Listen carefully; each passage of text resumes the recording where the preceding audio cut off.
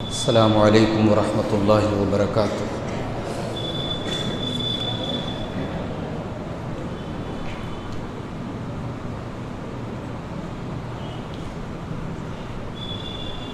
الحمد للہ نحمده ونستعینه ونستغفره ونعوذ بالله من شرور أنفسنا ومن سيئات أعمالنا من يهده الله فلا مضل له ومن يضلل فلا هادي له وأشهد أن لا إله إلا الله وحده لا شريك له وأشهد أن محمدًا عبده ورسوله يا أيها الذين آمنوا اتقوا الله حق تقاته ولا تموتن إلا وأنتم مسلمون يا أيها الناس اتقوا ربكم الذي خلقكم من نفس واحدة وخلق منها زوجها وبث منهما رجالا كثيرا ونساء واتقوا الله الذي تساءلون به والأرحام إن الله كان عليكم رقيبا يا أيها الذين آمنوا اتقوا الله وقولوا قولا سديدا يصلح لكم أعمالكم ويغفر لكم ذنوبكم ومن يطع الله ورسوله فقد فاز فوزا عظيما أما بعد فإن خير الحديث كتاب الله وخير الهدي هدي محمد صلى الله عليه وسلم وشر الأمور محدثاتها وكل محدثة بدعة وكل بدعة ضلالة وكل ضلالة في النار أعوذ بالله من الشيطان الرجيم بسم الله الرحمن الرحيم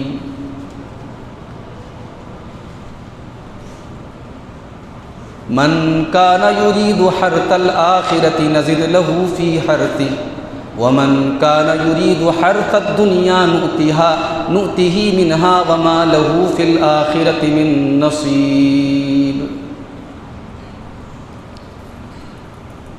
صدر محترم، معزز علماء کرام، محترم بزرگوں، نوجوان ساتھیوں، پردہ نشین ماں اور بہنوں، پیارے بچوں، آج کا یہ پروگرام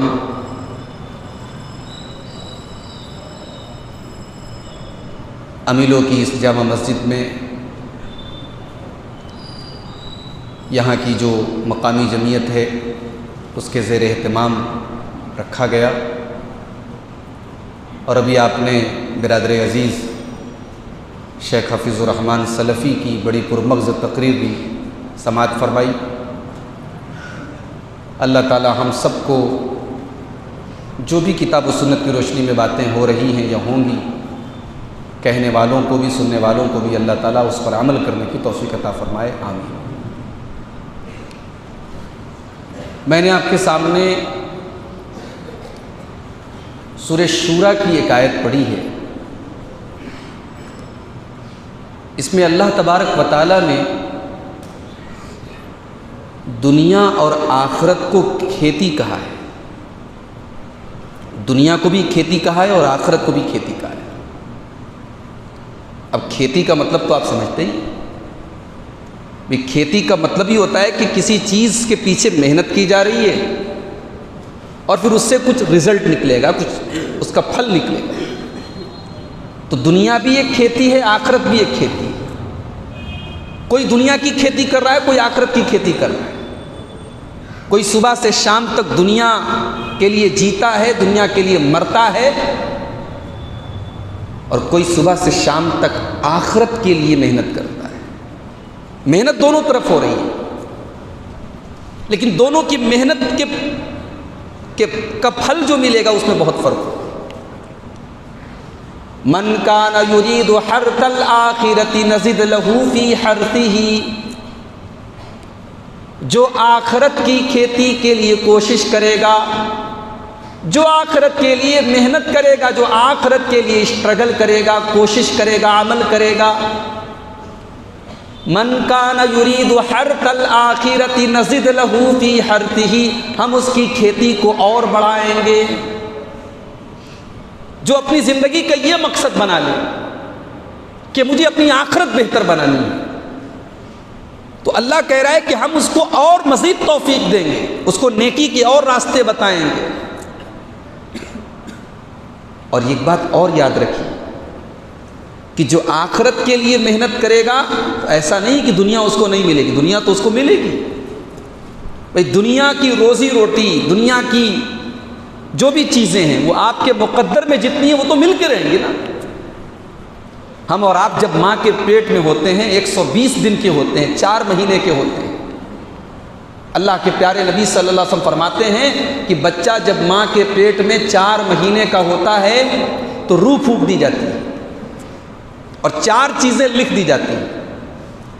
اس کا عمل لکھ دیا جاتا ہے، اس کی عمر لکھ دی جاتی ہے، اس کی روزی روٹی لکھ دی جاتی ہے، اور وہ شقی ہوگا یا سعید ہوگا، وہ جنتی ہوگا کہ جہنمی ہوگا، یہ بھی لکھ دیا جاتا ہے.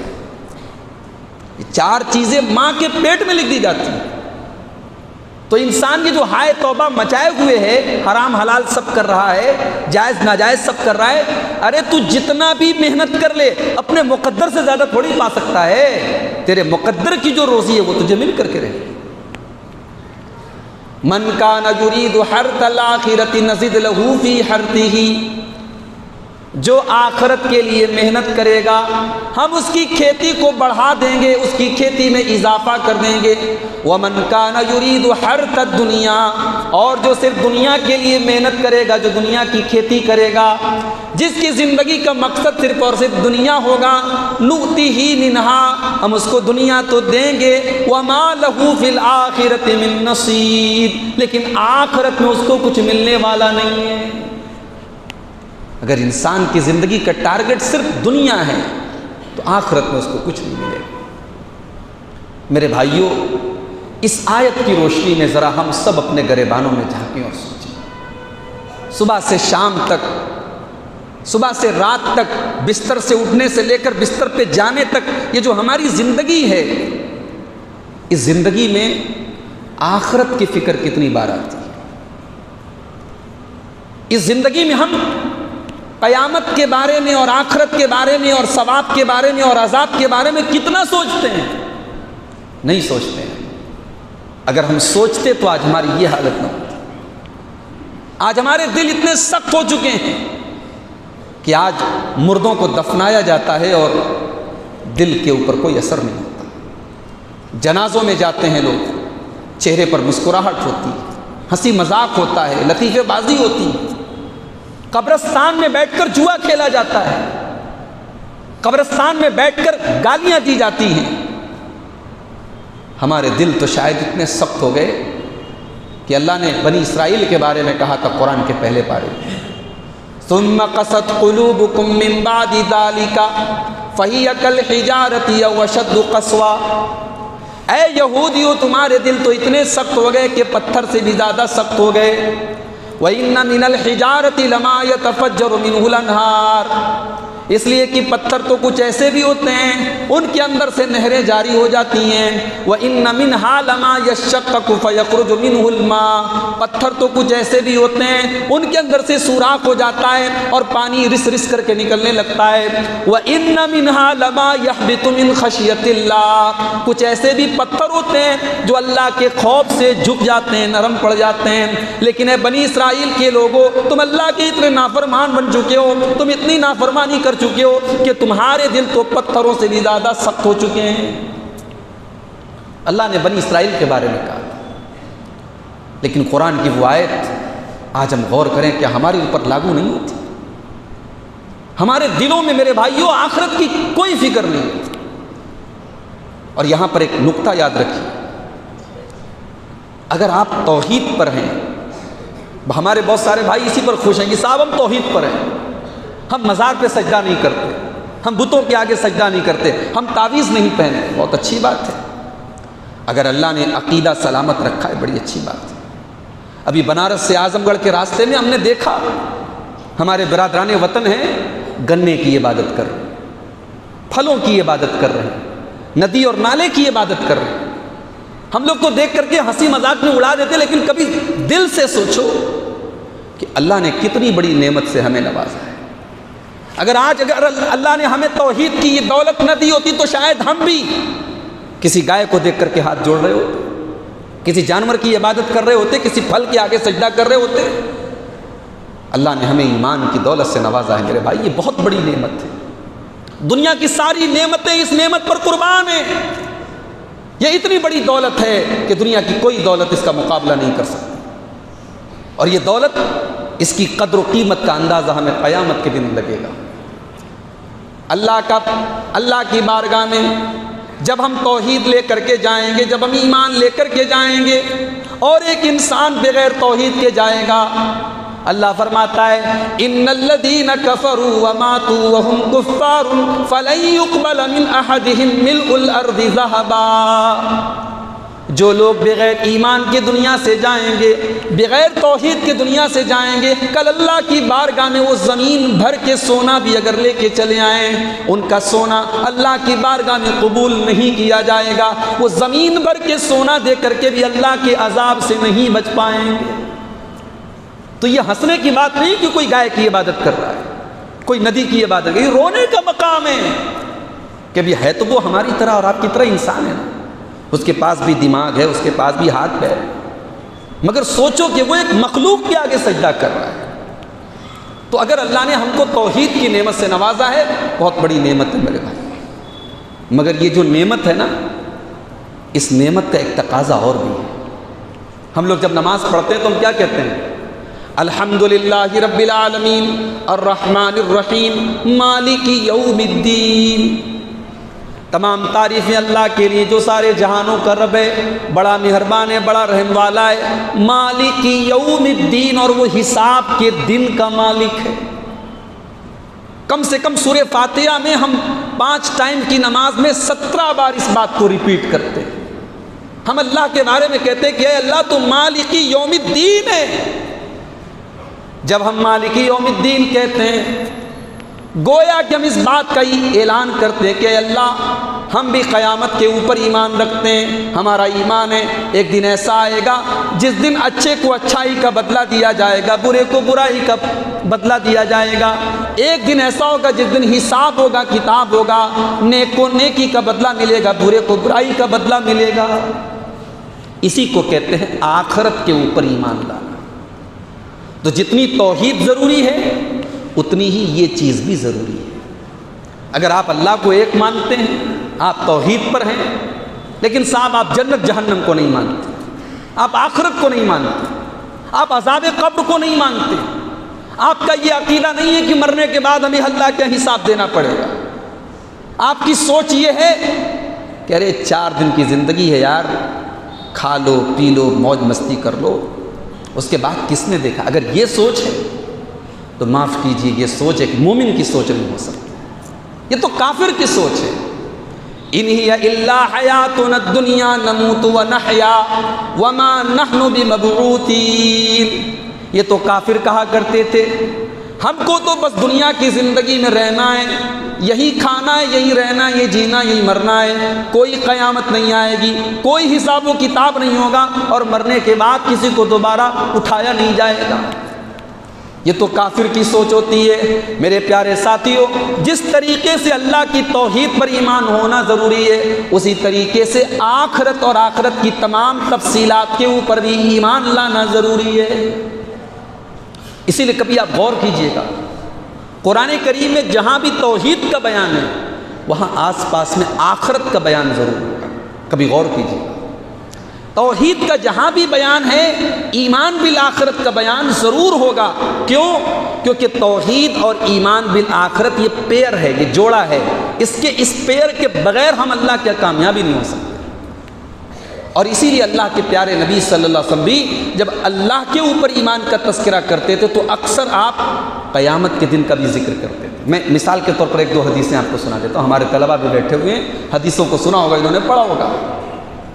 من کان یؤمن باللہ والیوم الآخر فلیقل خیرا او لیصمت، جو اللہ کے اوپر ایمان رکھتا ہو، جو قیامت کے دن کے اوپر ایمان رکھتا ہو، وہ بولے تو اچھی بات بولے ورنہ چپ رہے۔ یہاں بھی دیکھیے اللہ کے نبی نے اللہ کا ذکر کیا اور قیامت کے دن کا ذکر کیا۔ من کان یؤمن باللہ والیوم الآخر فلیکرم ضیفہ، جو اللہ کے اوپر ایمان رکھتا ہے اور قیامت کے دن کے اوپر ایمان رکھتا ہے وہ اپنے مہمان کی عزت کرے، مہمان کی مہمان نوازی کرے۔ من کان یؤمن باللہ والیوم الآخر فلا یؤذی جارہ، جو اللہ کے اوپر ایمان رکھتا ہے اور قیامت کے دن کے اوپر ایمان رکھتا ہے وہ اپنے پڑوسی کو تکلیف نہ پہنچائے۔ آخرت کے اوپر ایمان لائے بغیر ہم مومن نہیں ہو سکتے۔ لیکن یہاں پر یہ بات یاد رکھیے، جب ہم آخرت کی بات کرتے ہیں ہم ہرگز یہ نہیں کہتے کہ دنیا سے کوئی مطلب نہیں رکھنا ہے۔ آخرت کے اوپر ایمان کا یہ مطلب نہیں ہے کہ دنیا کو چھوڑ دیا جائے، شادی نہ کی جائے، بال بچوں کا حق نہ ادا کیا جائے۔ یہ اسلام کی تعلیم نہیں ہے، یہ شریعت کی تعلیم نہیں ہے۔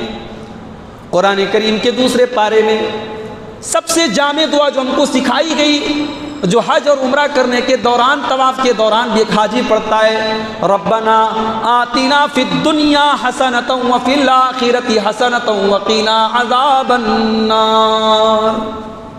کیا مانگتے ہیں؟ اے ہمارے رب، تو ہم کو دنیا میں بھی بھلائی عطا فرما اور آخرت کے اندر بھی تو بھلائی عطا فرما، اور جہنم کی آگ سے تو ہم کو بچا لے۔ ہم نے دنیا کی بھلائی بھی مانگی، ہم نے آخرت کی بھلائی بھی مانگی۔ دنیا کو چھوڑنا نہیں ہے، دنیا میں رہنا ہے، دنیا کا حق ادا کرنا ہے، لیکن ٹارگٹ آخرت کو بنانا ہے۔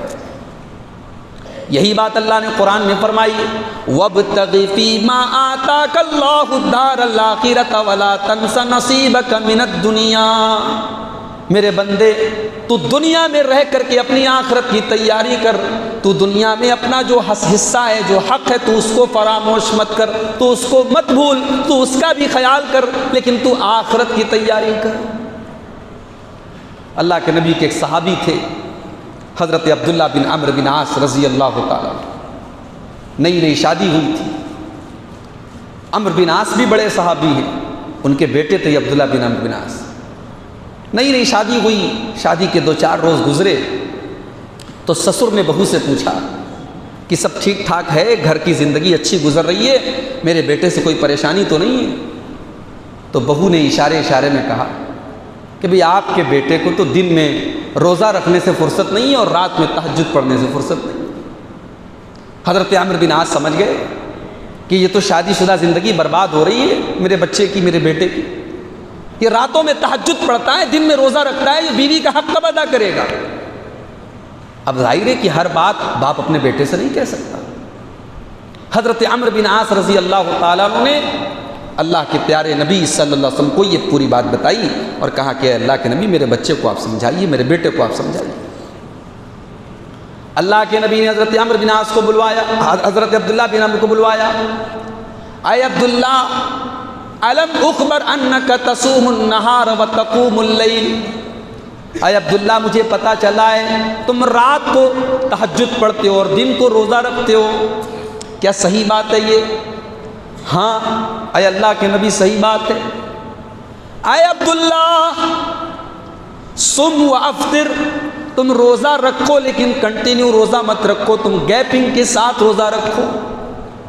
قم ونم، تم رات میں تہجد بھی پڑھو لیکن آرام بھی کرو۔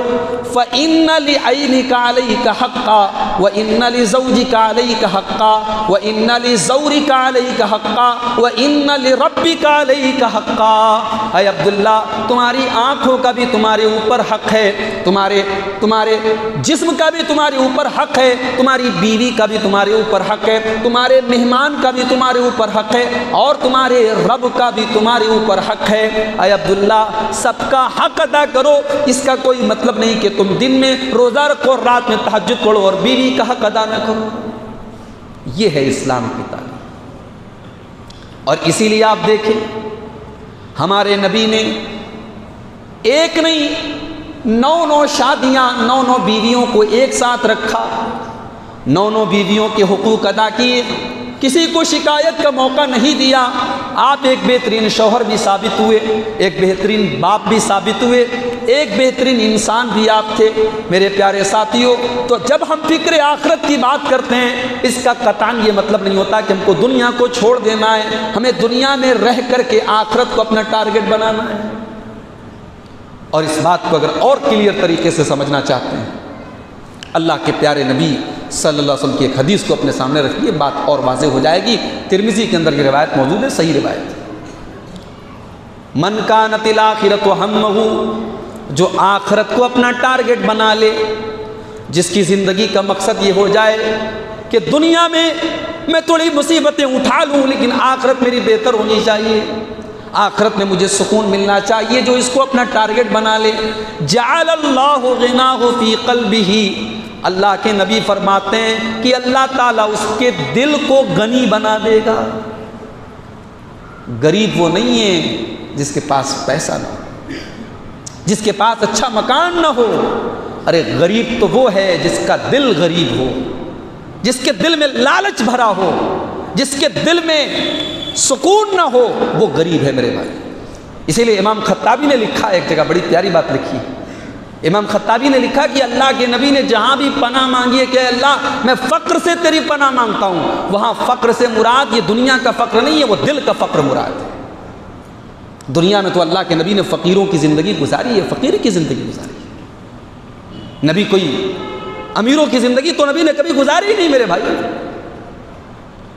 اللہ کے نبی کی زندگی کا تو یہ عالم تھا، سوموار کے دن آپ کا انتقال ہوتا ہے، اتوار کے دن جو رات میں چراغ جل رہا ہے اس چراغ کا تیل بھی پڑوسی سے ادھار لیا جاتا ہے۔ آپ کی دنیا کی زندگی کا تو یہ عالم تھا، آپ کے گھر میں آخری دن جو جو آتا ہے وہ جو بھی آپ کی زرہ یہودی کے گھر میں گروی رکھی جاتی ہے، تب وہ زرہ آپ کے گھر میں وہ جو آتا ہے۔ آپ کے گھر میں نہ چاندی تھی نہ سونا تھا، آپ کا بستر کیسا تھا، آپ کا گھر کیسا تھا، ذرا حدیث کی کتابوں کو اٹھا کر آپ دیکھیے۔ صحیح بخاری کے الفاظ ہیں، عمر فاروق رضی اللہ تعالیٰ عنہ اللہ کے نبی کے کمرے میں آتے ہیں، اللہ کے نبی چٹائی پر لیٹے ہیں اور آپ کی پیٹھ پر چٹائی کے نشان پڑے ہوئے ہیں، ایک چھوٹا سا تھیلا رکھا ہوا ہے چمڑے کا اور ایک پیالہ رکھا ہوا ہے، یہ نبی کا کمرہ ہے۔ حضرت عمر فاروق رضی اللہ تعالیٰ عنہ کی آنکھوں میں آنسو آ جاتے ہیں، اللہ کے نبی پوچھتے ما یبکیک یا ابن الخطاب، اے عمر کیوں رو رہے ہو، کیا بات ہے؟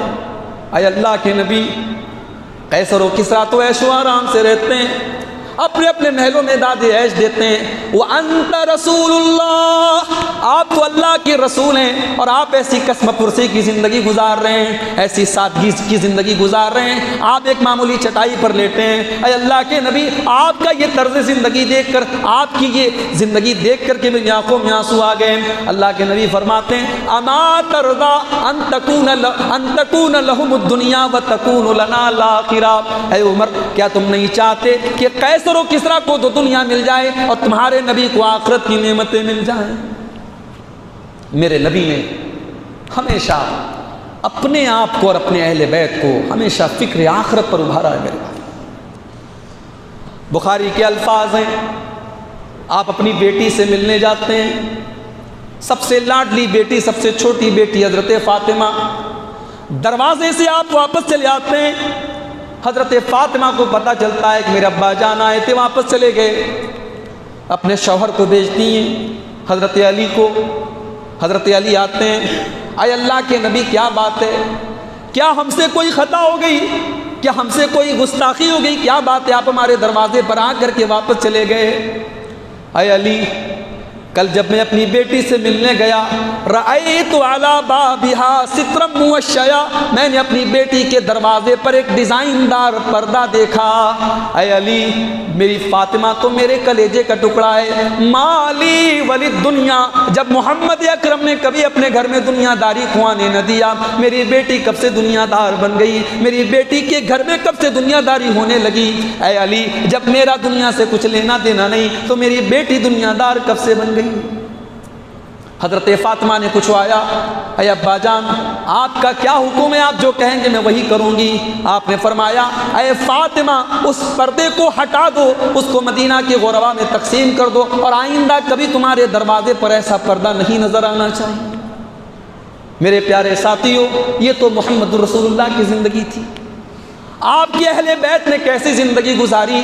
آج ہماری مائیں بہنیں، اللہ رحم فرمائے، آج اگر ذرا سی کوئی کمی ہو جاتی ہے، ذرا سی کسی چیز کی کوئی کمی ہو جاتی ہے، زبان پر شکوہ آ جاتا ہے، زبان پر ناشکری آ جاتی ہے، شوہر حلال طریقے سے کما کے لاتا ہے، وہ حلال کی کمائی کا کافی نہیں سمجھی جاتی ہے، زیورات کا تانا مارا جاتا ہے، کپڑوں کا تانا دیا جاتا ہے۔ او میری پیاری ماں بہنوں، کبھی موقع ملے تو اللہ کے نبی کی بیویوں کے حالات بھی پڑھ لینا، کبھی موقع ملے تو ازواج مطہرات کی زندگی بھی پڑھ لینا، کیسی زندگی گزاری تھی۔ حضرت عروہ بن زبیر کہتے ہیں، میری خالہ حضرت عائشہ ایک مرتبہ کہنے لگی، یا ابن اختی ان کننا لننظر الى الہلال ثم الى الہلال شہرین وما کان یوقد فی ابیات رسول اللہ صلی اللہ علیہ وسلم نار۔ اے میرے بھانجے، اے عروہ، ہمارے گھر میں 2 مہینہ گزر جایا کرتا تھا اور اللہ کے نبی کی 9 بیویاں تھیں، لیکن کسی کے گھر میں چولہا نہیں جلتا تھا۔ حضرت عروہ نے پوچھا، یا خالۃ فما کان یعیشکم، اے خالہ جان، پھر آپ کا گزر بسر کیسے ہوتا تھا، آپ کی زندگی کیسے گزرتی تھی؟ فرمایا، الاسودان التمر والماء، ہم کھجور کھا لیا کرتے تھے اور پانی پی لیا کرتے تھے۔ کھجور کھا کر اور پانی پی کر 2 مہینہ تک محمد الرسول اللہ کے اہل بیت نے زندگی گزاری ہے۔ ہم کیا زندگی گزاریں گے؟ آج تو ذرا سا کاروبار میں مندی آ جائے، ذرا سا کچھ کھانے میں کمی آ جائے، کچھ دقتیں آ جائیں تو ہم سے کوئی حال چال پوچھتا ہے تو ہم یہ نہیں کہتے سب ٹھیک ہے، کہتے ٹھیک ہے، ٹھیک ہے۔ یہ ٹھیک ہے کا مطلب کہ گڑبڑ ہے۔ ہماری زبان پر میرے بھائی ناشکری کے کلمات بڑی جلدی آ جاتے ہیں۔ ذرا نبی کی سیرت دیکھیے، نبی کے اہل بیت کی سیرت دیکھیے۔ عبد الملک بن مروان کا زمانہ ہے، مسجد نبی کی توسیع کی جا رہی ہے۔ اللہ کے نبی کی بیویوں کے جو حجرے تھے، جو کمرے تھے، چھوٹے چھوٹے کمرے تھے، کچی زمین کا فرش تھا اور کھجور کی لکڑی کے پلر تھے اور ٹاٹ کا ایک بوریا ان کمروں کے باہر لٹکا رہتا تھا، مٹی کی دیواریں تھیں۔ یہ اس کائنات کے امام کا گھر تھا، اس امت کی ماؤں کے کمرے تھے۔ عبد الملک بن مروان کا دور آیا، اس نے حکم دیا کہ ان کمروں کو توڑ دیا جائے تاکہ مسجد نبی کی توسیع کر دی جائے، ان کو بڑھا دیا جائے۔ فیصلہ پاس ہو گیا، ان کمروں کو توڑا جانے لگا۔ جب وہ کمرے توڑے جانے لگے، مدینہ کی انصار کی عورتیں رونے لگیں۔ انہوں نے ہمیشہ سے ان کمروں کو، اپنے نبی کے ان کمروں کو دیکھا تھا، ان کمروں کو ٹوٹتا ہوا دیکھ کر کے وہ رونے لگی۔ امام حسن بصری موجود تھے، انہوں نے اس موقع پر کہا تھا کہ کاش ان کمروں کو نہ توڑا جائے اور کاش ان کمروں کو برقرار رکھا جائے تاکہ آنے والی نسلیں دیکھیں کہ محمد الرسول اللہ اور آپ کے اہل بیت نے کیسی زندگی گزاری ہے، ان کے کمرے کیسے تھے، ان کا لائف اسٹائل کیسا تھا، ان کا طرز زندگی کیسا تھا۔ تو نبی کی زندگی میں فکر آخرت تھی، دنیا تھی، بال بچوں کا حق تھا، کھانا پینا تھا، دولت بھی آئی، مگر نبی نے ان سب چیزوں کو ٹارگٹ نہیں بنایا، نبی نے ٹارگٹ بنایا آخرت۔ یاد کیجیے اللہ کے نبی کا وہ خطبہ جو انتقال سے کچھ دن پہلے آپ نے دیا تھا، جب آپ نے خطبے میں یہ فرمایا، ان اللہ خیر عبدا بین ان یؤتیہ من زہرۃ الدنیا، اللہ تعالیٰ نے اپنے ایک بندے کو یہ اختیار دیا ہے، یہ چوائس دی ہے، یہ آپشن دیا ہے کہ چاہے تو وہ دنیا کی زندگی لے لے، دنیا کا عیش و آرام لے لے، اور چاہے تو اپنے رب کے پاس چلا جائے۔ فاختار ما عندہ، تو اللہ کے اس بندے نے اللہ کے پاس جانے کو قبول کر لیا اور اللہ کے پاس جانے کو تیار ہو گیا۔ ابھی اللہ کے نبی نے اتنا ہی بیان کیا تھا، ابو بکر صدیق اس خطبے میں موجود تھے، بیٹھے ہوئے تھے، وہ ہاتھ اٹھا کے کہنے لگے فدیناک بآبائنا و امہاتنا، اے اللہ کے نبی ہمارے ماں باپ آپ کے اوپر قربان۔ یہ کہہ کر کے ابو بکر صدیق رونے لگے۔ ابو سعید خدری کہتے ہیں، حدیث کے راوی ہیں، کہتے ہیں ہمیں بڑا تعجب ہو رہا تھا، ہمیں بڑی حیرت ہو رہی تھی، اللہ کے نبی تو ایک عام بات کر رہے ہیں، ایک کامن بات کر رہے ہیں، یہ ابو بکر صدیق کو کیا ہو گیا ہے، یہ رو کیوں رہے ہیں، یہ بار بار یہ کیوں کہہ رہے ہیں فدیناک بآبائنا و امہاتنا؟ کہتے ہیں ہم کو بعد میں پتہ چلا کہ اللہ کے نبی کسی اور کی نہیں اپنی ہی بات کر رہے تھے۔ آپ کو اللہ نے اختیار دیا تھا کہ اے نبی چاہو تو دنیا کی کچھ اور دن کی زندگی لے لو، دنیا میں کچھ اور دن عیش و آرام کی زندگی آپ لے لو، اور چاہو تو اپنے رب کی نعمتوں کو تم قبول کر لو۔ اور اللہ کے نبی نے اپنے رب کے پاس جانے کو قبول کیا، اور اس خطبے کے کچھ ہی دنوں کے بعد اللہ کے پیارے نبی کا انتقال ہو جاتا ہے۔ میرے پیارے ساتھیوں، اس نبی کے چاہنے والے اور اس نبی کے ماننے والے آج ہم اور آپ اس نبی کا کلمہ پڑھتے ہیں، اس نبی پر جان دینے کی بات کرتے ہیں، مگر اس نبی نے جو فکر آخرت کا میسج دیا ہے اپنی امت کو، وہ میسج آج ہم اور آپ کو۔ اپنے آخری خطبے میں اللہ کے پیارے نبی نے یہ بھی فرمایا تھا مل فقر اخشی علیکم، او لوگوں مجھے یہ ڈر نہیں ہے کہ تم غریب ہو جاؤ گے، مجھے تمہارے غریب ہونے کا ڈر نہیں ہے، ولیکن اخشی علیکم الدنیا، مجھے ڈر ہے کہ تم دنیا کے فتنے میں نہ پڑ جاؤ۔ فتنافسوها کما تنافسوها، جیسے پہلے کے لوگ دنیا کے لیے لڑتے مرتے تھے، کہیں دنیا کے لیے لڑنا مرنا تم بھی نہ شروع کر دو، دنیا پرستی میں تم نہ پڑ جاؤ۔ اللہ کے نبی کو اس بات کا ڈر تھا میرے پیارے ساتھیوں، اور آج امت تباہ ہے اسی دنیا پرستی کے پیچھے۔ اس دنیا میں ہمیں کیسے رہنا ہے؟ اللہ کے نبی نے حضرت عبداللہ بن عمر رضی اللہ تعالیٰ عنہ کے کندھے پکڑ کر کے کہا تھا کن فی الدنیا کأنک غریب او عابر سبیل، اے عبداللہ تمہیں دنیا میں ایسے رہنا ہے جیسے ایک پردیسی رہتا ہے، جیسے ایک مسافر رہتا ہے۔ مسافر کیسے رہتا ہے؟ پردیسی کیسے رہتا ہے؟ آپ کے یہاں ملو کے، آپ کے مبارک پور کے، آپ کے مئو کے بہت سارے لوگ سعودی میں کام کرتے ہیں، دبئی میں کام کرتے ہیں، ان سے جا کے پوچھو وہ کیسے وہاں رہتے ہیں۔ وہاں اے سی میں رہتے ہیں، گھر کے اندر شاید ڈھنگ کا پنکھا بھی نہ لگا ہو، وہاں 24 گھنٹے لائٹ رہتی ہے۔ یہاں تو لائٹ کا بھی مسئلہ ہے، یہاں بہت سارے مسئلے ہیں، مگر وہ سعودی عرب اور دبئی کے اندر رہ کر کے بھی اپنے وطن کو یاد کرتے ہیں، اپنے گھر کو یاد کرتے ہیں، ان کا دل مچلتا ہے اپنے وطن میں آنے کے لیے۔ اللہ کے نبی فرماتے ہیں کن فی الدنیا کأنک غریب، تم دنیا میں پردیسی کی طرح زندگی گزارو، جو رہتا تو دنیا میں مگر اس کا دل آخرت میں لگا رہتا ہے، اس کے دل میں آخرت کی طلب اور آرزو رہتی ہے۔ اور ایک بات بتاؤں، جس کے دل میں فکر آخرت پیدا ہو جاتی ہے، دنیا کی مصیبتیں اس کے لیے آسان ہو جاتی ہیں، دنیا کی مصیبتیں ہلکی لگنے لگتی ہیں۔ اس کو جب یہ لگتا ہے نا کہ آخرت میں مجھے پھل ملے گا، اس کا مجھے بدلہ ملے گا، دنیا کی مصیبتیں کم ہو جاتی تھیں۔ حضرت عمار کو دیکھو، ان کے باپ کو بھی مارا جا رہا ہے، یاسر کو، ان کو بھی تڑپایا جا رہا ہے، ان کی ماں سمیہ کو مارا جا رہا ہے، پورے پریوار کو ٹارچر کیا جا رہا ہے۔ اللہ کے نبی کا گزر ہوتا ہے، آپ اس منظر کو دیکھتے ہیں کہ ماں کو بھی ستایا جا رہا ہے، باپ کو بھی ستایا جا رہا ہے، بیٹے کو بھی ستایا جا رہا ہے۔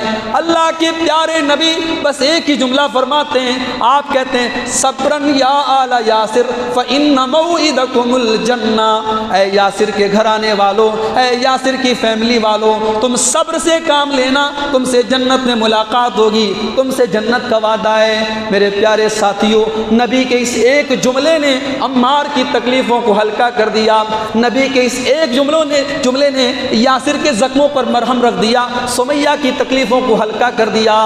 یہ آخرت پر جو ایمان ہوتا ہے، یہ انسان کی مصیبتوں کو ہلکا کر دیتا ہے۔ ایک عورت اللہ کے نبی کے پاس آتی ہے، بخاری کے الفاظ ہیں، آ کر کے کہتی ہے اے اللہ کے نبی مجھے مرگی کا دورہ آتا ہے، میں بے ہوش ہو کر کے گر جاتی ہوں اور اسی حالت میں میرا سطر کھل جاتا ہے، میں ننگی ہو جاتی ہوں، بے سطر ہو جاتی ہوں، میرا جسم دوسروں کے سامنے کھل جاتا ہے، اے اللہ کے نبی میرے لیے دعا کر دیجئے میری یہ مصیبت دور ہو جائے۔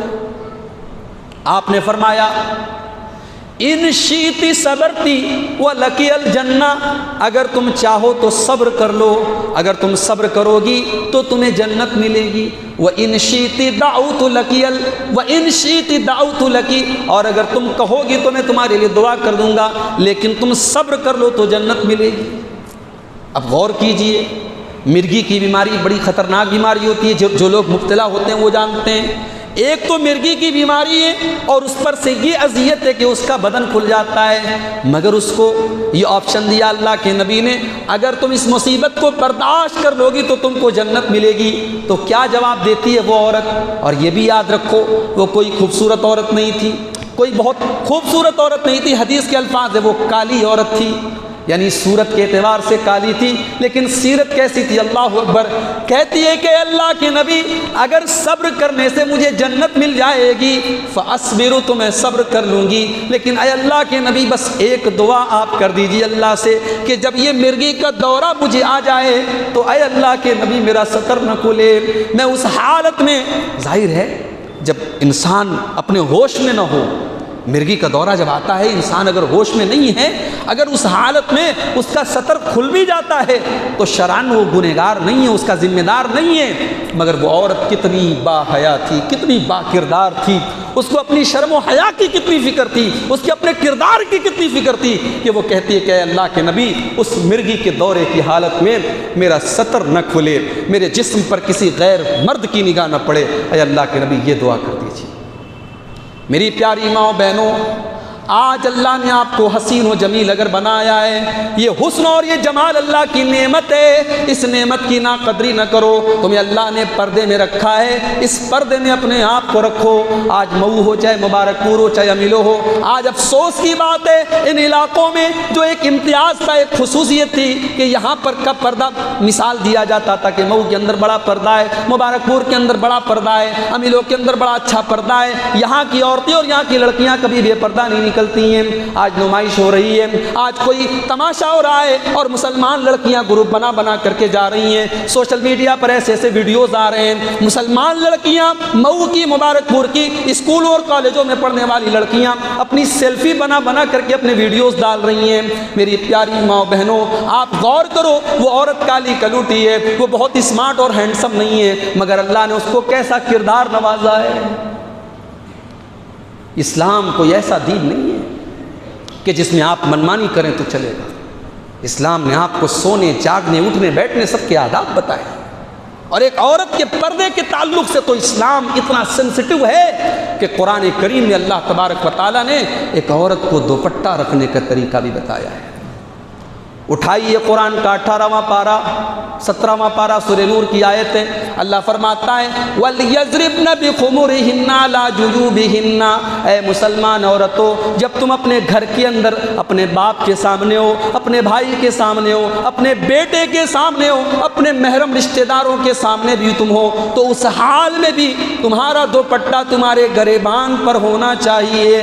یہ نہیں کہ چلو یہ تو بھائی ہے، یہ تو بیٹا ہے، دوپٹہ جہاں کا تہاں رہے نہیں۔ وَلْيَضْرِبْنَ بِخُمُرِهِنَّ عَلَى جُيُوبِهِنَّ، اپنے محرم رشتہ داروں کے سامنے بھی تمہیں اپنا دوپٹہ اپنے گریبان کے اوپر رکھنا ہے، اپنے سینے کے اوپر رکھنا ہے۔ اور آگے یہ بھی فرمایا وَلَا يَضْرِبْنَ بِأَرْجُلِهِنَّ لِيُعْلَمَ مَا يُخْفِينَ مِنْ زِينَتِهِنَّ، اے مسلمان عورتوں جب تم گھر کے اندر بھی چلا کرو تو تمہارے پائل کی آواز غیر مردوں کے کانوں تک نہیں جانی چاہیے، تم زور زور سے زمین پہ پاؤں مار کے نہ چلا کرو، تمہارے چلنے کے انداز میں بھی حیا ہونی چاہیے، تمہاری چال کے اندر بھی حیا ہونی چاہیے۔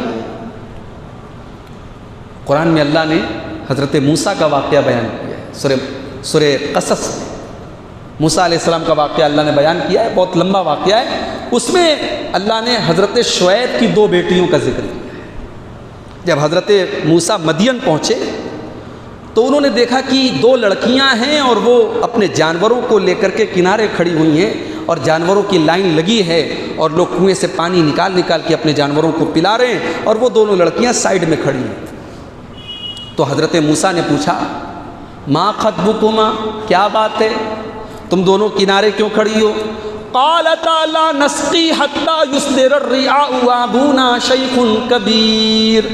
دونوں لڑکیوں نے کہا کہ ہم اپنے جانوروں کو پانی تب تک نہیں پلائیں گے جب تک بھیڑ نہ چھڑ جائے، مردوں کی لائن میں لگ کر کے ہم اپنے جانوروں کو پانی نہ پلائیں گے، اور یہ کام بھی ہمارا نہیں ہے، یہ کام تو ہمیں مجبوری میں کرنا پڑ رہا ہے، ہمارا باپ بیمار ہے، بوڑھا ہے، اس لیے ہم کو یہ کام کرنا پڑ رہا ہے، ورنہ ان جانوروں کو پانی پلانا یہ ہمارا کام نہیں ہے۔ موسیٰ علیہ السلام نے دیکھا کہ بیچاری لاچار لڑکیاں ہیں، باپ بیمار ہے، جانوروں کو پانی پلانے کے لیے لائن میں لگی ہوئی ہیں، کنارے کھڑی ہیں۔ موسیٰ علیہ السلام نے جلدی سے آگے بڑھے اور ان کے جانوروں کو پانی پلا دیا اور کہا کہ ٹھیک ہے، اپنے جانوروں کو لے کے چلے جاؤ۔ آج کے دور کا نوجوان ہوتا تو کہتا بڑا اچھا موقع ملا ہے جان پہچان بڑھانے کا۔ آج کا نوجوان تو موقع تلاش کرتا ہے نا، کوئی یعنی مدد چاہنے والی کوئی لڑکی، کوئی خاتون مل جائے تو ہم موقع کا فائدہ اٹھائیں، ان کا موبائل نمبر لے لیں، ان سے باتیں کریں، ان سے قربت بڑھائیں۔ موسیٰ علیہ السلام نے شکریہ کا بھی انتظار نہیں کیا، مدد کر دی ان دونوں لڑکیوں کی، کہا ٹھیک ہے جاؤ۔ یہ بھی نہیں کہا کہ میں بھوکا پیاسا لمبا سفر کر کے آیا ہوں، مجھے کم سے کم ایک روٹی لا کے دے دو، مجھے کچھ کھانے کے دے دو، نہیں۔ ارے وہ نیکی ہی کیا جس نیکی کو کر کے انسان بدلے کی طلب رکھے۔ وہ کہتے ہیں نا نیکی کر دریا میں ڈال، نیکی کر کے انسان کو بھول جانا چاہیے۔ اگر نیکی کر کے یہ مزاج ہے کہ نیکی کر کے سامنے والا میرا شکریہ ادا کرے، مجھے بدلہ دے، اور آج کل تو نیکی کر کے انسان یہ آرزو رکھتا ہے کہ فیس بک پر میرا فوٹو آئے، اخبار پر میری فوٹو چھپے۔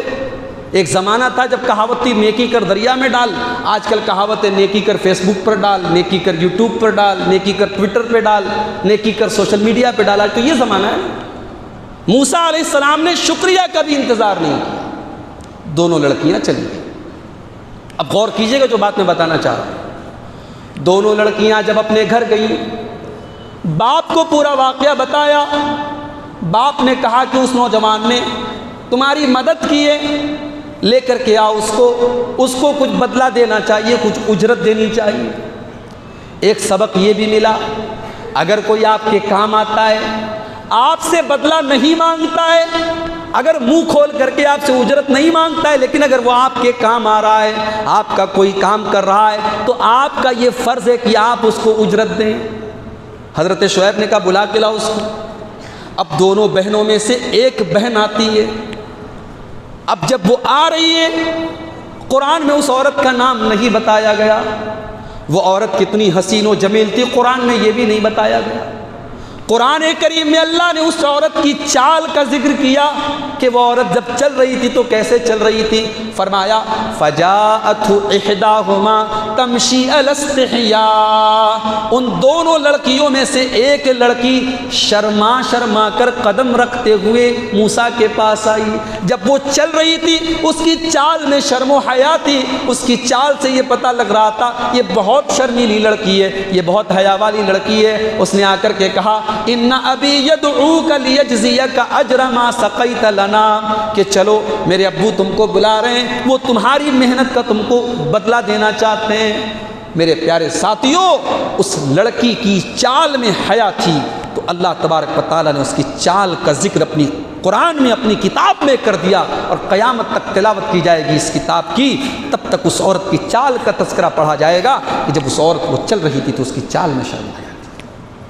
آج ہماری نہ چال میں حیا ہے نہ ڈھال میں حیا ہے۔ آج ہمارے نوجوانوں کے اندر نہ حیا ہے، نہ عورتوں کے اندر حیا ہے، نہ بچوں کے اندر حیا ہے۔ آج اس معاشرے سے سب سے پہلے حیا کو چھینا جا رہا ہے۔ اللہ کے نبی نے ایک حدیث میں فرمایا الحیاء والایمان قرنا جمیعا، حیا اور ایمان یہ دونوں ایک دوسرے کا اٹوٹ حصہ ہیں۔ حیا اور ایمان ایک دوسرے سے جڑے ہوئے ہیں۔ اذا نسی احدہما، اگر حیا چلی جائے گی تو ایمان بھی چلا جائے گا، ایمان چلا جائے گا تو حیا چلی جائے گی۔ آج دیکھیے دوسرے مذہب کے لوگوں کو دیکھیے ان کے تہواروں پر کیا ہوتا ہے، کتنی بے پردگی ہے، کتنی بے حیائی ہے، کتنا ننگا پن ہے، کتنی بےخودگی ہے۔ اللہ کا شکر ہے کہ ہمارا مذہب ان واہیات چیزوں سے پاک ہے، مگر خود ہم کہاں ہیں میرے بھائی؟ ہم کہاں کھڑے ہیں؟ ہمارے کتنے نوجوان ایسے ہیں جو گھر سے نکلتے ہیں اور پکنک اسپاٹ پر جاتے ہیں، رنگ رلیاں مناتے ہیں، شراب پیتے ہیں، نمائشوں میں جا کر بدکاری کے کام کرتے ہیں، اور باپ ایک لفظ نہیں بولتا ہے۔ کیوں؟ کما کے لا رہا ہے، باپ کو بس اس سے مطلب ہے کہ وہ کما کے لا رہا ہے۔ میرے پیارے بھائیوں، نوجوان اگر غلط ہیں ان کے گارجین سے بھی کل قیامت کے دن پوچھا جائے گا۔ اللہ کے نبی فرماتے ہیں ما من عبد یسترعیہ اللہ رعیۃ، جس کو اللہ تعالیٰ کوئی ذمہ داری دے، کوئی امانت دے اور اس امانت میں وہ دھوکہ کرے، وہو غاش لرعیتہ، وہ اپنی امانت کے ساتھ اگر وہ دھوکہ کر رہا ہے، ایسے انسان کے اوپر اللہ جنت حرام کر دے گا۔ میرے پیارے بھائیوں، یہ اولاد آپ کی امانت ہیں، یہ بچے آپ کی امانت ہیں، اگر بچے بہک رہے ہیں ان کو روکنا بھی آپ کا کام ہے۔ اللہ فرماتا ہے یا ایھا الذین آمنوا قوا انفسکم واہلیکم نارا، اے ایمان والو اپنے آپ کو اور اپنے گھر والوں کو جہنم کی آگ سے بچاؤ۔ اپنے آپ کو بھی بچانا ہے اور اپنے گھر والوں کو بھی بچانا ہے۔ تو یہ جو فکر آخرت ہے میرے بھائی، یہ دنیا کی مصیبتوں کو کم کر دیتی ہے۔ اس عورت نے کہا اے اللہ کے نبی، بس آپ اتنی دعا کر دیجئے کہ جب یہ مرگی کا دورہ مجھے آئے تو میرے بدن کا کپڑا نہ اترے۔ اللہ کے نبی نے دعا کر دی، عورت چلی گئی۔ صحابہ کہتے ہیں کسی ایسی عورت کو دیکھنا ہو جو جنت میں جائے گی تو اس عورت کو دیکھ۔ تو یہ ہوتی ہے فکر آخرت۔ جب فکر آخرت ہوتی ہے تو انسان کے لیے دنیا کی مصیبتیں ہلکی ہو جاتی ہیں۔ جب دل میں فکر آخرت پیدا ہوتی ہے، انسان کرپشن سے، بدعنوانی سے بچتا ہے۔ یہ جتنا کرپشن نظر آ رہا ہے، بے ایمانی نظر آ رہی ہے، چوری چماری نظر آ رہی ہے، سب آخرت کے اوپر ایمان نہ ہونے کا نتیجہ ہے۔ آخرت کے اوپر اگر پکا ایمان ہو، انسان بے ایمان نہیں ہو سکتا، انسان چور نہیں ہو سکتا، انسان رشوت خور نہیں ہو سکتا، انسان دوسروں کا حق نہیں مار سکتا اگر اس کے اندر آخرت پر ایمان۔ حضرت عمر فاروق کو دیکھو، اتنے بڑے خلیفہ ہیں، 22 لاکھ اسکوائر میل کے رقبے پر ان کی حکومت ہے، لیکن راتوں کو حضرت عمر کو نیند نہیں آتی ہے، راتوں کو نیند نہیں آتی ہے، اور حضرت عمر راتوں کو گشت کرتے ہیں، اپنی رعایا کا پتہ لگاتے ہیں کہ کہاں کون بھوکا ہے اس کو کھانا کھلا دیں، کون پیاسا ہے اس کو گھر میں پانی پہنچا دے، کون ننگا ہے اس کے گھر میں کپڑا پہنا دے۔ حضرت عمر اپنی رعایا کا گشت کیا کرتے ہیں، اور ایک دن گشت کرتے کرتے حضرت عمر فاروق رضی اللہ تعالیٰ عنہ، علامہ ابن کثیر نے اس واقعے کو نقل کیا ہے البدایہ والنہایہ کے۔ حضرت عمر ایک مکان کے پاس سے گزرے، اندر سے ایک لڑکی کی آواز آئی، ماں اور بیٹی کی آواز آئی۔ ماں اپنی بیٹی سے کہہ رہی تھی کہ بیٹی جلدی سے اٹھ اور دودھ میں پانی ملا دے۔ بیٹی کہتی ہے تجھے امی جان تجھے پتہ نہیں امیر المومنین کا آرڈر ہے، دودھ میں پانی ملانا جرم ہے، سزا ہے اس کی۔ ماں نے کہا یہ رات کا سناٹا ہے، امیر المومنین اپنے گھر میں آرام کر رہے ہوں گے، تو کون سے امیر المومنین کی بات کر رہی ہے؟ وہ اپنے گھر میں آرام کر رہے ہوں گے، تو جلدی سے اٹھ اور دودھ میں پانی ملا دے۔ بیٹی کہتی ہے امی جان عمر لا یرانا فرب عمر یرانا، امی جان اگر عمر ہم کو نہیں دیکھ رہے ہیں ٹھیک ہے، عمر اپنے گھر میں ہوں گے، لیکن عمر کا رب تو ہمیں دیکھ رہا ہے۔ امی جان کل قیامت کے دن عمر کا رب جب ہم سے پوچھے گا ہم نے اللہ کے بندوں کو دھوکہ کیوں دیا، ہم نے خالص دودھ کے نام پر ملاوٹی دودھ کیوں بیچا، اے امی جان ہم اللہ کو کیا جواب دیں گے؟ عمر نہ صحیح عمر کا رب تو دیکھ رہا ہے۔ بیٹی کی یہ بات سن کر کے ماں خاموش ہو گئی۔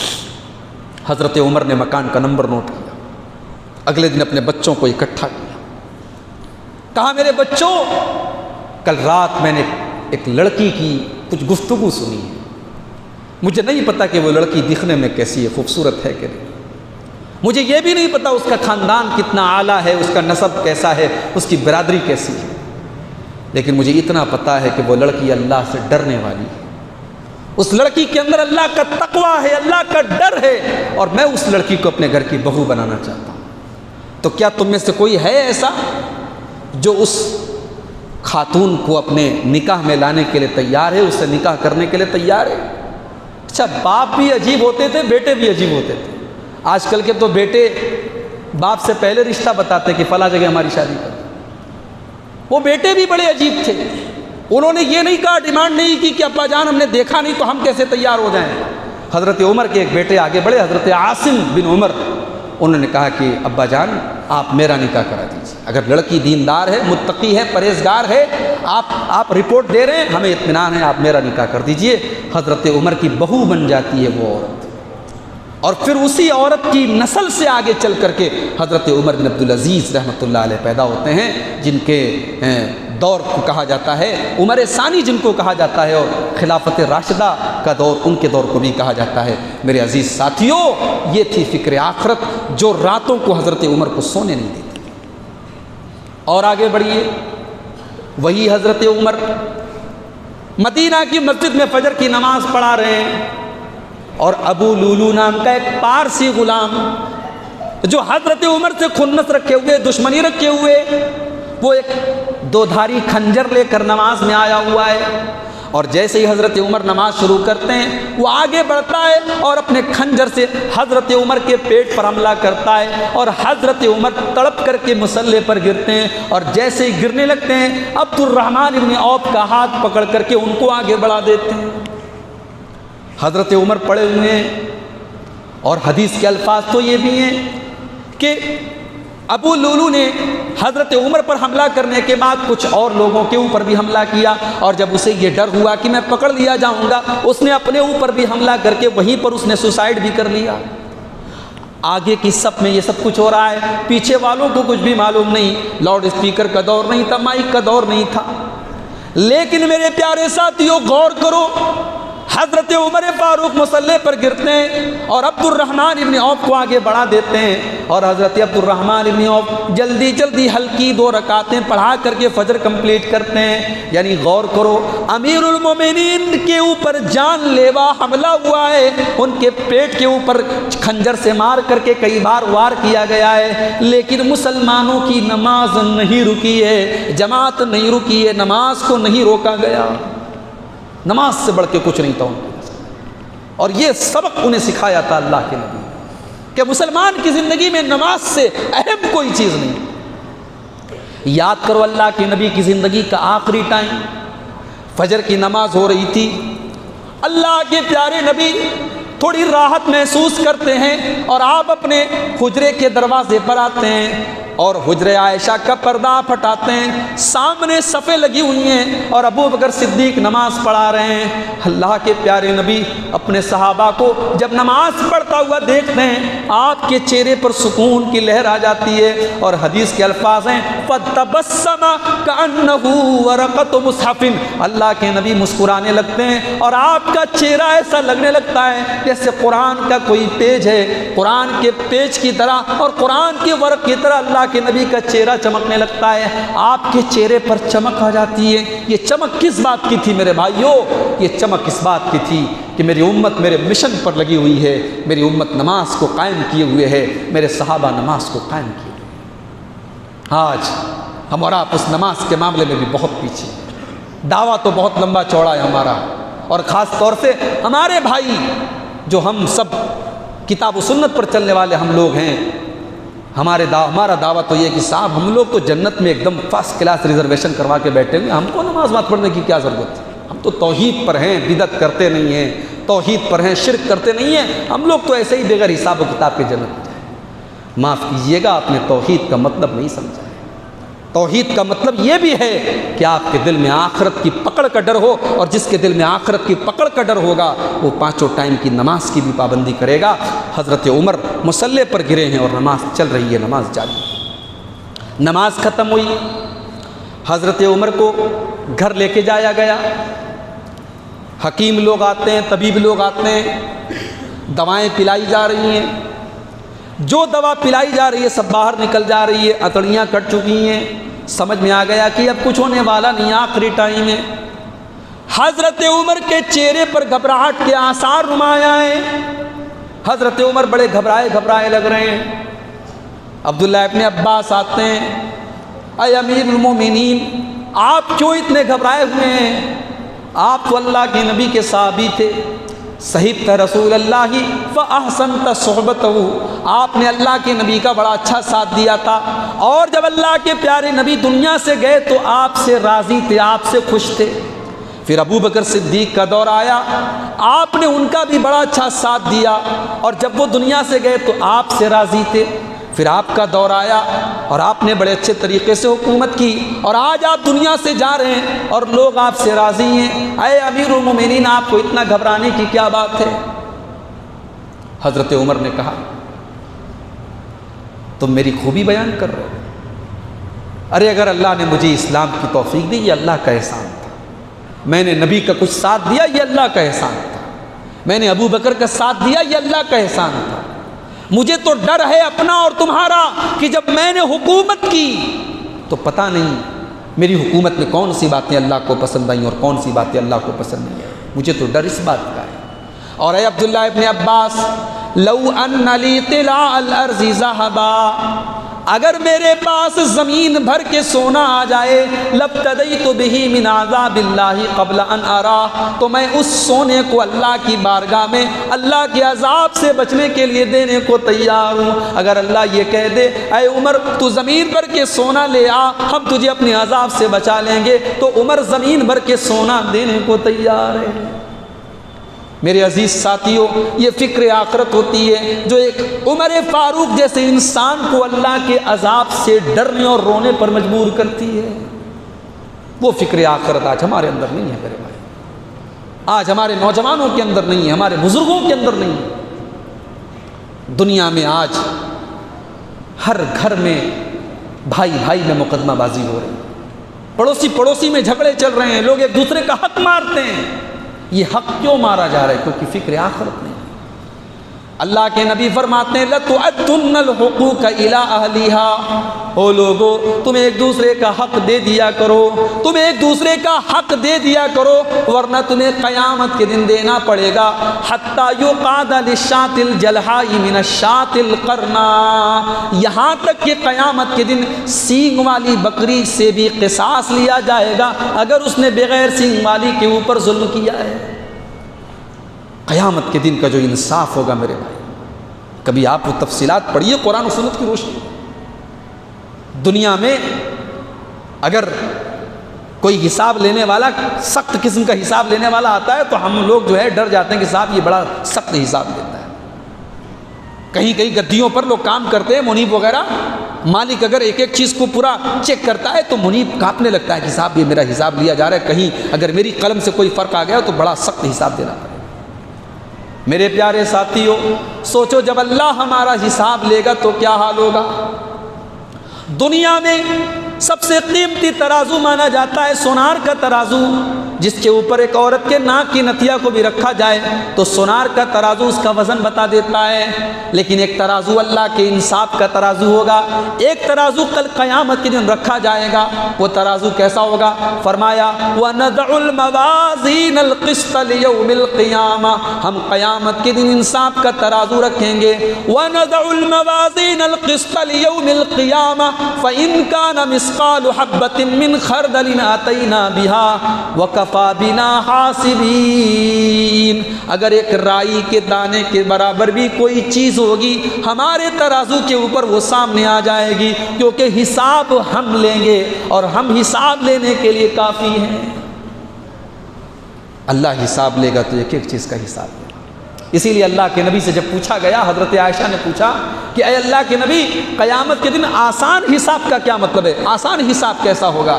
اللہ کے پیارے نبی نے فرمایا آسان حساب اس کا ہوگا جس کو اللہ کے سامنے پیش کیا جائے گا اور اللہ نظر انداز کر دے گا۔ جس کو اللہ تعالیٰ نظر انداز کر دے، بس اس کا نامہ اعمال پیش کیا جائے اور اللہ نظر انداز کر دے، اس کا حساب آسان ہوگا۔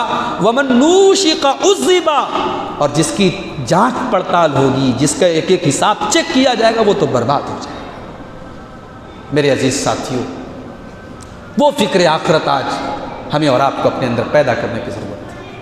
آج معاشرے کی تمام برائیاں ختم ہو سکتی ہیں، ہمارے تمام مسائل حل ہو سکتے ہیں اگر ہم یہ جذبہ اپنے دل میں پیدا کر لیں، یہ ڈر ہمارے دلوں میں پیدا ہو جائے کہ ہمیں اپنے اعمال کا اللہ کو بدلہ دینا ہے اور کل قیامت کے دن ہمیں اللہ کی بارگاہ میں کھڑے ہونا ہے۔ اللہ سے دعا ہے رب العالمین ہم سب کے دلوں میں فکر آخرت پیدا فرما دے، رب العالمین ہماری کمیوں اور کوتاہیوں کو معاف فرمائے، رب العالمین ہمیں اپنی دنیا کے ساتھ ساتھ اپنی آخرت کو سنوارنے کی توفیق عطا فرمائے۔ اللہ تعالیٰ جو ہم میں سے بیمار ہیں ان کو شفاء کامل عاجل عطا فرمائے، جو روزی روٹی سے پریشان ہیں اللہ ان کے کاروبار میں برکت نصیب فرمائے، اللہ ہمارے نوجوانوں کو ہر قسم کی بدکاری سے، ہر قسم کے غلط عمل سے محفوظ رکھے، جو ہم میں سے جو لوگ نماز سے دور ہیں، مسجدوں سے دور ہیں، اللہ ان کو نمازی بنا دے، جو لوگ نماز کے پابند ہیں اللہ ان کی نمازوں میں خشوع اور خضوع پیدا فرما دے، رب العالمین مرتے دم تک ہم سب کو توحید پر قائم رکھے، اللہ ہمارے جان و مال کی، ہمارے عزت و آبرو کی حفاظت فرمائے، جب تک ہمیں دنیا میں زندہ رکھے اسلام پر زندہ رکھے اور ہم سب کا خاتمہ ایمان پر ہو، آمین۔ وآخر دعوانا ان الحمد للہ رب العالمین، والسلام علیکم ورحمۃ اللہ وبرکاتہ۔